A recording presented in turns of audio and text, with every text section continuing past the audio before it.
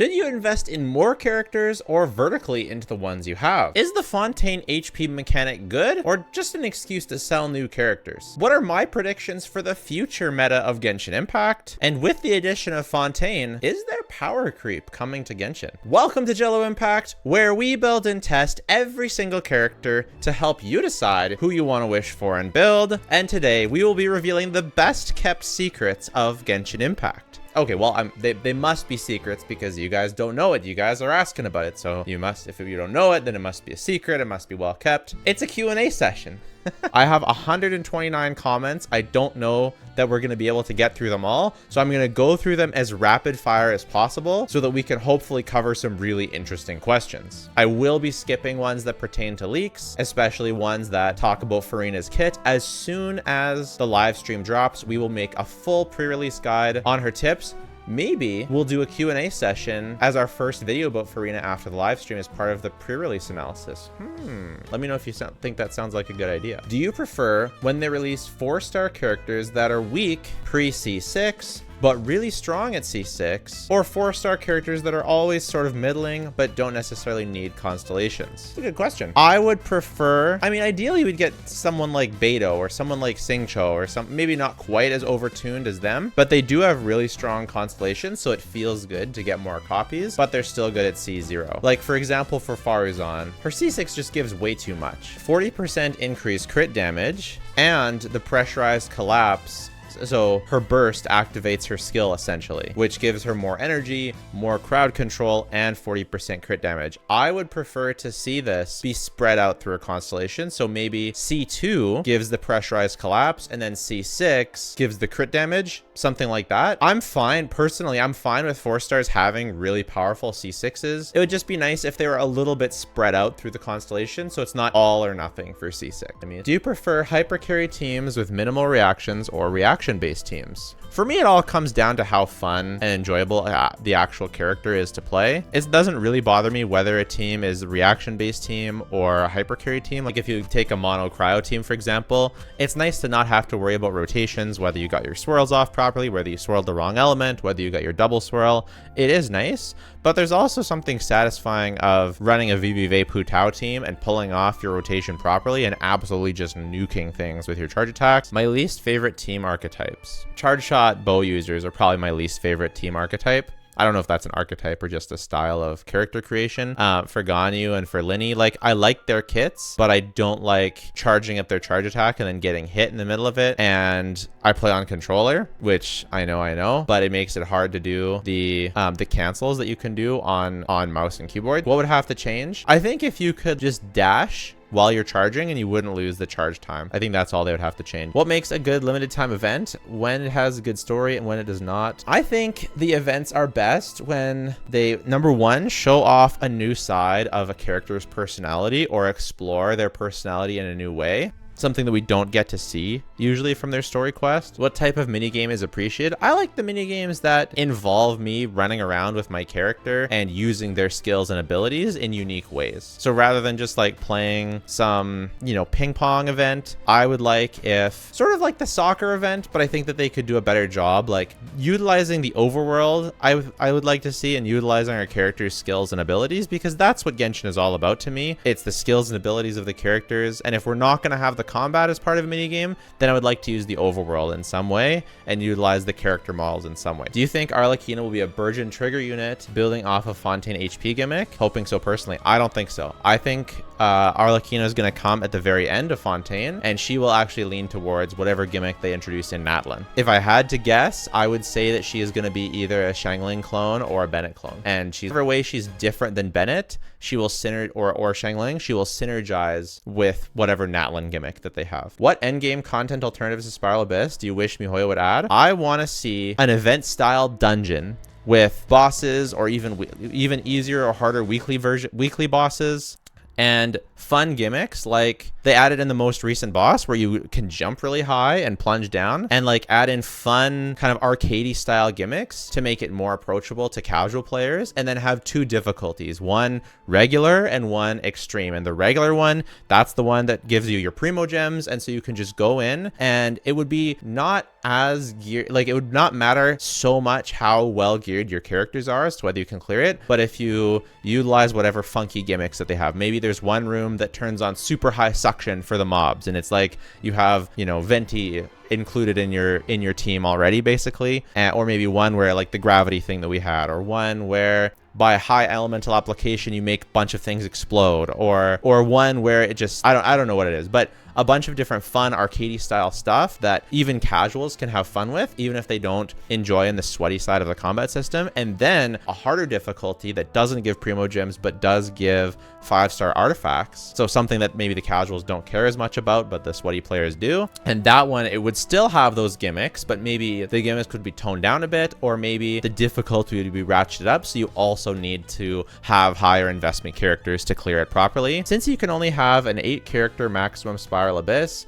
is it better to go for constellations, signature weapons, instead of trying to get a lot of 5 stars? First of all, I recommend go watching my video Value is a Lie. It talks about how to prioritize wishes on your account. But the too long didn't read is, make sure you get your favorite characters. If a character is your favorite, just get them. Then get the best supports for those characters so that you can build those characters' best teams. Then you are at a crossroads. Do you enjoy making your favorite characters as strong as they can be, or do you enjoy trying tons of different styles of play? And that is the crossroads where you say, I enjoy more styles of play. So now you get, if you don't have a freeze team, you work on a freeze team. If you don't have a bloom team, maybe you can get Nilou and a bloom team. If you don't have a hyper bloom yet for some reason, you can work on getting that. If you don't have whatever you don't have, if you don't have a melt team, you start working on a Chongyun or whatever it is. And then if you want to make your favorite character stronger, then you look for the most high value things that you can for that character. So if you love Hu Tao, you get her C1, you get her Homa. If you love Raiden, you get her C2, etc., etc. And that's how I would go about making that decision. If you're looking for just advice on meta for the Spiral Abyss, it is better to go for constellations and signature weapons than trying to get a ton of 5 stars, for sure. But you do want to make sure you have your best, the best supports. And to find out who those are, you can watch my video. If you have these 5 stars, you beat the game. Do you have any advice for learning rotations better? I usually get 1 or 2 rotations, then it just devolves into left clicking as I forget or I mess up the rotation. I think the best way is just to watch people play the character. They may not be perfect at it, but if you just watch people do clears with the character, like you can just look up Spiral Abyss clear with X character and just make sure that they have a similar investment level to you, so that you're not watching like a C6 or a C2 character and you're using just a C0 one. If you watch the clips in my videos, they're always C0, except for I do sometimes use my C1 Yelan, but it doesn't really change very much. That's the only 5-star limited I have constellations for. Otherwise, you can just watch like any gameplay on my channel and it will be showing C0 characters, and so you can watch how I play them. That's not to say my rotations are perfect, they're absolutely not, but it really does help you get a feel for things. And then once you get your own feel, you can kind of mold and craft your rotations around the different enemies. And I think that's where a lot of the real skill expression comes from, is managing your energy, managing your rotations, managing your cooldowns, because they're all not always going to be exactly the same rotations. It does depend on the enemies you're fighting. I really struggle with building good artifacts. It sounds like to me you're relatively earlier on in the game. Focus mostly on main stats, level them up to 16, and then don't worry about it until, you know, at least AR 50 at least. At least that your talents are, you know, maybe at least 666, maybe 77, maybe 88, something like that. And then you can go back and sort of min-max your artifacts. First, you want to watch my video on get better artifacts. And then you can also watch my video on build better characters. A big thing is artifacts just take a long time. It may take you months to farm a character properly. Like, that's just the reality of it. And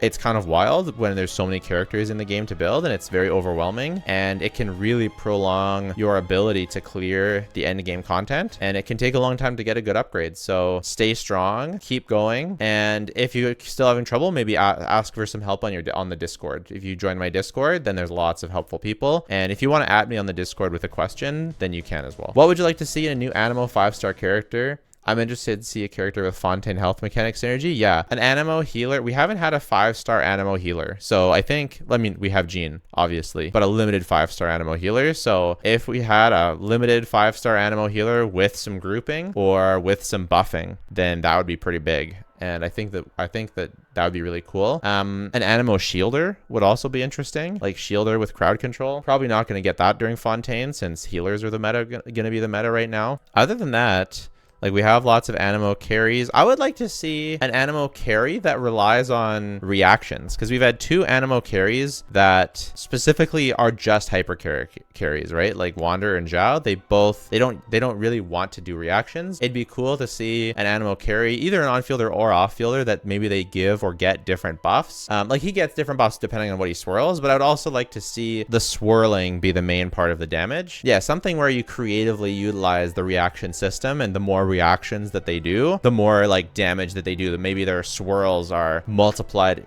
especially in single target, so they can actually use swirl damage versus single target because of how many reactions that they make. I think that'd be really cool. Are off-field characters and support more essential to pull than the on-field carry? For example, if I want to use both, is it better if I pull him or her on a if I don't have a good support for the on-field carry, is it better to pull them on a rerun when I have the support? I think it does depend. If a character is your favorite, like if you have an on-field carry like Ayaka, I would not wait until you get Kazuha to get your Ayaka, because you don't know when Ayaka will be coming back. And although she definitely needs Kazuha to perform optimally, like if Ayaka is your favorite, you know, you want to get Ayaka.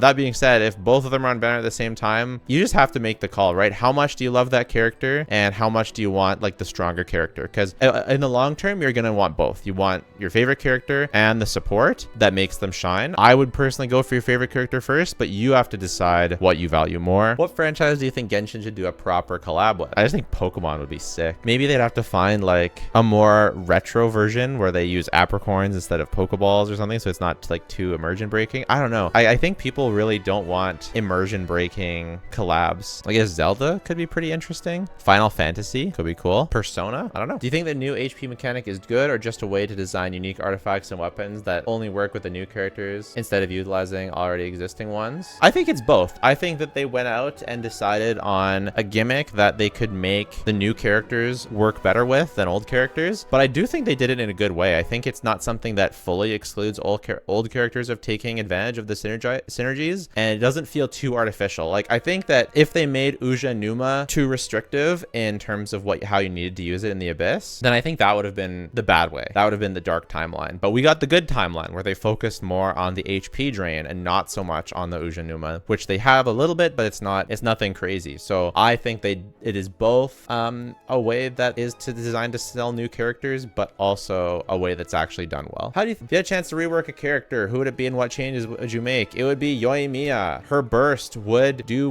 way more damage, and I think that that's all. No, her burst would do way more damage. It would have a much bigger AoE, and it would give her resistance to interruption. And if you did that, then I think she would be pretty much fixed. I think you could even leave her arrows as mostly single target, but just make her burst actually really good, or at least like pretty good, and have it, maybe it's a big firework nuke and then smaller firework nukes at different intervals, and it has actual AoE, so she actually has some use in AoE, but she's still mostly focused on single target, which was their goal. And then if her burst gave her some interruption resistance, that would just make her it would just make her feel better to play. And yeah, that's all I would do to fix her character. I think otherwise she's fine. It's just her burst is totally useless. What would you like the Cryo and Fire Archon to play like, and what do you predict it will end up being? I think if the Pyro Archon was an on-field AoE Pyro DPS, I think that would be sick. Right now, the only AoE Pyro DPS we have is Shangling, and she's off-field. So I think it'd be sick if this was an on-field AoE DPS. I would also love it if she was a 5-star Bennett that had a different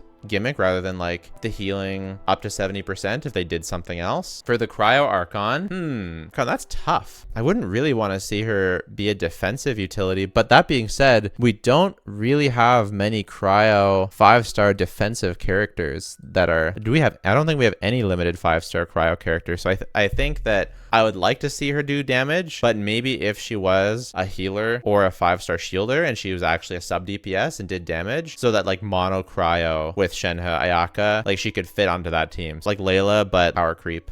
I mean, I do like Layla, so maybe I don't want that. I don't know. I'm stumped for the Cryo Archon. Do you think Genshin will make an epitomized path on the standard banner someday? Some players in day one still don't have certain characters. Yeah, I think one day that Genshin will add the star rail thing, where it's not like an epitomized path, but you can work towards one 5-star character and then you can pick them. I think they'll add that one day. They've been adding a bunch of stuff from Star Rail, so I think that that one will come eventually. Do you think Hoyle will expand the banners somehow? Something like triple banners? I make my prediction to that in this video. When will every character get the rerun and release? I make my prediction on the future of Genshin banners, so go check that out. Higher predictions on the future meta shifts with each region. I think that for the Pyro region, something similar to Fontaine, where they take an aspect of the game and hyper focus on it and revolve mechanics around it, like they're doing with HP. In Inazuma, they kind of did that with energy recharge a little bit, but I don't think they did it quite as polished. In Dendro, they obviously had the brand new element, you know, so obviously we're not going to get that, but I think they're going to have some sort of gimmick that make the Natlan characters work together in and of themselves and inherently have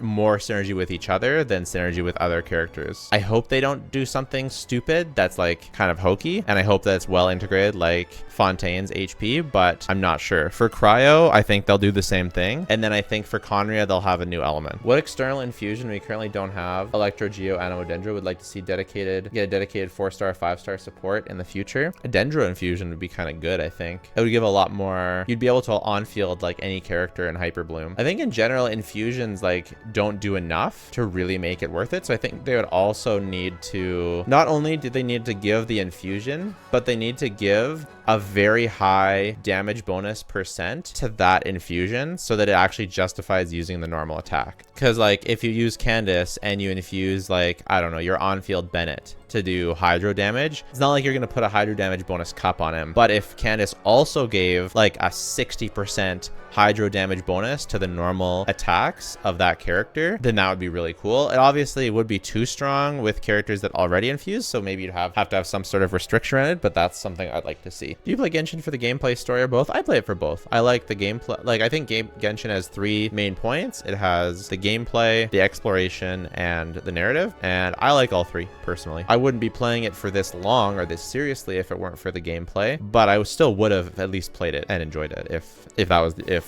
for the other 2 reasons. Do we need more on-field, off-field, sub-DPS, melee characters? I think we need more off-field damage dealers. There's not enough. Why do Paimon's aesthetics match with the statue and the Celestia? I think she's probably from Celestia. Maybe a rebel. She's like the demon. Paimon is like the demon king or something. I think she's a rebel from Celestia who had her memory wiped and she was banished. Maybe something like that. Is it still worth it to go for constellations on your favorite character, even though if those cons aren't great? Or is it better to invest more into the other members of your team to help your character reach a higher potential? For example, Alhaitham.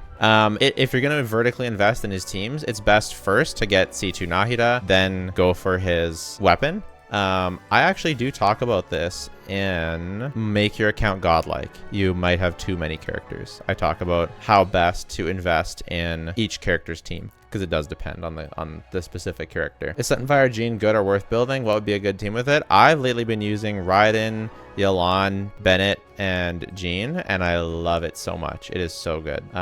Is it worth building? It depends. I think like it's tough to justify when Kazuha exists, but if you want to use Kazuha on the other side, or if you just want to build Jean for fun, then it can definitely be worth it. I think Raiden is one of the better users of Sunfire Jean, but I'm sure there's other things you can do too. I'm not convinced you actually do need a healer for this team, but I do think Jean will work well in there. You're to choose only one 5-star weapon from each type. What other weapons you'll pick? Ooh. Aqua for the bow. Mist Splitter for the sword. Probably Kagura's for the catalyst, but none of the catalysts yet have been quite universal. Probably Homa for the polearm. And Beacon of the Reed Sea for Claymore. How do you keep having fun with the combat system as a longtime player? I guess if you want longevity for your account, you want to get a lot of characters, because that's how I have fun, is by building and testing every single character, and that's what keeps me going in the game. It's true that I wish that I could get C2 Raiden, but the fact is it keeps me I always have something to do in the game, is something to test, something to compare, something new to try out. Sometimes people tell me I'm wrong with my opinion, so I can go back into the abyss and test it out myself, because I'm building and testing every single character. So because I really enjoy comparing all the different characters, and because there are so many and it takes so long to build and play them, I pretty much never run out of things to do, and I always keep enjoying the game. Do characters like Archons, Hu Tao, and Risley need constellations to be good? No. Probably asked before, but I'm a noob. What are your requirements to beat floor 12? Also, I love your content tons. Thank you. The requirements are pretty well-built characters, like quite well-built characters with close to their best teams usually. Maybe not their very best teams, but good synergistic teams, and smart matching of your teams to what's required for the Abyss. I should make an Abyss video, but people aren't that interested in the Abyss. So I would check out my ultimate character building guide, my artifact building guide, sorry, my teams building guide, my artifact, my character building guide, and my, yeah, check out these three. Do you think Hoyo will ever increase resin ever? Yeah, maybe next anniversary. In which situations would a DPS prefer a stat specific goblet over an elemental damage bonus one? How much of a difference would it make if Ito or Noel ran a defense goblet? Hu Tao or Elon ran an HP goblet? It basically depends on how much elemental damage bonus they're getting. If you think of it like area, basically whichever one you have less buffs for is going to be way more impactful. So damage bonus, or which even less buffs, but just less stats for, like, if a character, most characters don't get any elemental damage bonus from anything in their kit. So even a tiny amount makes a huge difference, which is why even a goblet with no substats can be better than a goblet with incredible substats for someone like Ito or Noel. So basically, if we ever get a character that gives like a ton of damage percent bonus, like Yelan gives a bunch, but not like an absolute ton. If a character ever gives a ton, like a huge amount, kind of like Nouvelette actually. Nouvelette is a character that his kit gives him a pretty large amount, so he can actually use an HP goblet, but most characters can't. You might want to follow someone like Zajef77, who gets more in the weeds of the math behind this, because I don't do the math. I just understand it. How much Primo Gems can I get from exploring? What's the sweet spot percentage for each region? Or should I explore it all? And what's the best way to explore? I don't know. 57, 70, 41, 37, 38, 31. I obviously don't explore very much. Maybe the sweet spot is like 90%. Anything past 90% is like a lot of work. I really like to use the treasure chest finder to find chests that you get from reputation. I recommend that. Do I like exploration? Yeah, I do. I find it chill and nice. I like to just exist in the world with my favorite characters and explore around. I like it a lot. At what constellations does Eula DPS become comparable to that of a Hyperbloom team? I think if you have good artifacts, I think like C2, and Ito and Tainari, I don't know. I think for Eula, it's like C2 R1, maybe C3 R1 to be if you're not hyper investing, but she has a hyper carry, so hyper investing is going to be big. Like the difference between like a C2 Eula with really min-max crit stats and a C0 Eula, or sorry, and a C2 Eula with not min-max crit stats is going to be big. So I'd go for like C3 to be safe, to be comparable to a Hyperbloom team. Which characters do you want to see get another costume? I need Raiden to have an Archon outfit. I think Zhongli's Archon outfit would be super sick. I'd love to have Xingqiu have some pants, but I doubt even if he gets a costume, I bet he still has shorts. I'd love to see a cute costume for Hu Tao. I think that could be cute. I think there's a lot of potential. Any one of my favorite characters, really. Recommendations for approaching dreams of future characters, kits, and banners? I mean, I like to stay up to date with the character kits so that you can plan your predictions and plan your wishes around them. You can also check out my video, When Will Every Character Get Their Rerun? It is like hella psychic. Like I was so on point, even not including dreams, just my own raw predictions are so freaking good in that video. How much does it cost per month to C0 R1 each character, or just to C0 them? Depends how lucky you get. Like unironically, I have an extremely lucky account, and I definitely have not spent more than, like, definitely haven't spent more than $1,000. I've probably spent closer to like 800, but it's gone up recently as there have been more. I've been getting a couple 5-star weapons basically. If I didn't, so like the amount that it costs you to like C0 R1 every character versus C0 is a lot, because you can get pretty close to just C0ing every character, especially if you've been playing since the beginning. It's also going to be cheaper than if you just start now with no characters, because the rate that characters are coming is just really high. Like to C0, you probably don't have to spend more than $100 a month. At most, probably spending $50 a month is going to do it for you to C0 every character. If you only C0 the new characters, like assuming you already have the old ones, at least that's around what it cost me. And even then, it actually probably cost me less. I was able to get, because I got so lucky with my 50/50s, I was mostly able to do it with just maybe one top up a year and just using the battle pass and Welkin every month. Even then, I really didn't top up very much before. But if you're going to start to C1 every character, like R1 every character, you're probably going to need like $200 a month, maybe 300. It can get expensive real fast. How long do you think Genshin Impact will last? I think that Conria will be the last of the first phase of Genshin Impact, and after that, Hoyoverse will release another open world game that will like be a direct competitor to Genshin. Similar to how you could consider Zenless Zone Zero be similar to a competitor to Honkai Impact Third, because they have the same sort of instance-based type of combat. I think Genshin's, as long as it makes money, they'll keep making content for it. It'll last a long time. Like look at, they still make great content for Honkai Impact Third. Like I think we're in good hands. I got Neil on my first banner, but lost my 50/50s after that, so I still don't have Dendro. Okay, first of all, save up and make sure you have a guarantee for Nahida. In the meantime, for 4 stars, Yao Yao and Dendro MC, I think is a good choice for 4-star Dendro characters. But yeah, Kale can be a good choice too. Where does Risley fit in the game's power scaling? I think he's upper mid. I think he's just a hair off of the more high tier DPSs. Do you think Genshin is equally fun when you have good luck on rolls versus no luck, especially if you're free to play? I think in the beginning, it might be a little bit less fun, but at some point, even free-to-plays normally end up with more characters than they know what to do with. So I think overall, it's pretty close to just as fun, and most likely luck will equalize out. How to avoid burnout grinding artifacts for characters? Just don't expect to get an upgrade every day. Like you're probably going to get an upgrade like once a week. Just relax and take a break, do a different domain, do something else for a while, and then come back to it. But just don't expect to get an upgrade every day. You're not going to get it. Can C0 Lisa work as a Hyperbloom trigger? Is it worth it? It can be okay if you don't have Kuki or Raiden for sure, or Dori. What's your opinion on Genshin power creep and Honkai Star Rail's power creep? I think that it is possible that Genshin will introduce some power creep. I think Novelette, I don't think he's power creep, but it could be. It depends on how good he's with Farina. Like, does he get taken to the next level with Farina, or does he stay like about the same power level as he is? Because right now he's like really up there. He might be the best DPS in the game. But we definitely haven't seen like an off-field DPS power creep. We haven't seen like a better support since Kazuha.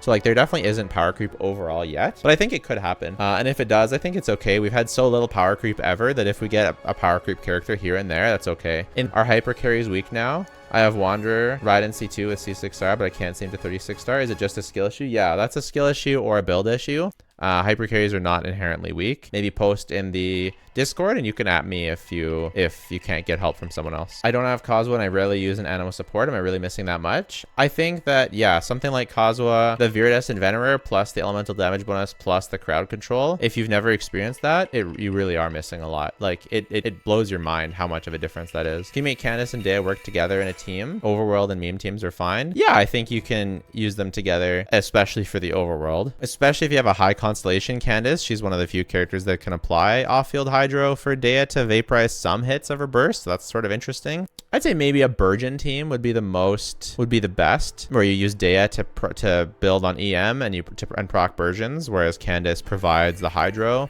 Who's the sexiest character in the game? It's definitely Shenhe, and it's definitely not close. Why the Chi-Chi hate? She's adorable. I think she's cute too. I think it's just like, she's like just worse than every other character in the game, basically. She heals and that's it. She doesn't provide application. She doesn't provide, like, cryo isn't even that good of an element. She doesn't provide any energy particles. It's like, it kind of hurts. She's not a waifu. She's not a husbando, but I do agree. I think she's cute, and especially if you're an overworld player, she can be very helpful. She makes you basically unkillable versus a bunch of bosses. So you say that you build and test every character. So when do you stop building a character? I'm trying to get them eventually all to like a sort of equalized level, but it's really hard. It's very subjective and just kind of like my idea. It depends on what the character really gets the most out of. I try and build them very efficiently. Like if they really need levels, I'll give them levels. If they really need talents, I'll try and give them talents. But like the hyper carries kind of get screwed because they kind of want more investment, but I can't like level 90 every single character. But like hyper bloom characters really need level 90, so I just have to suck it up and do it for those anyways. Still haven't gotten a Favonius sword. At what point do I roll on the weapon banner for the stupid thing? If there's a weapon banner that you want both the 5-star weapons, you can try, but otherwise, honestly, you're fine. Just use sack, fish for the new Fontaine sword. You're gonna be fine. It's okay. What is your favorite color? It's green or like a teal, like turquoise, like this kind of thing. Are you happy? Yeah. Is Novalet, Farina, Dendro MC, Yayo, Dea team viable? Or is it just me finding fun ways to use Dea?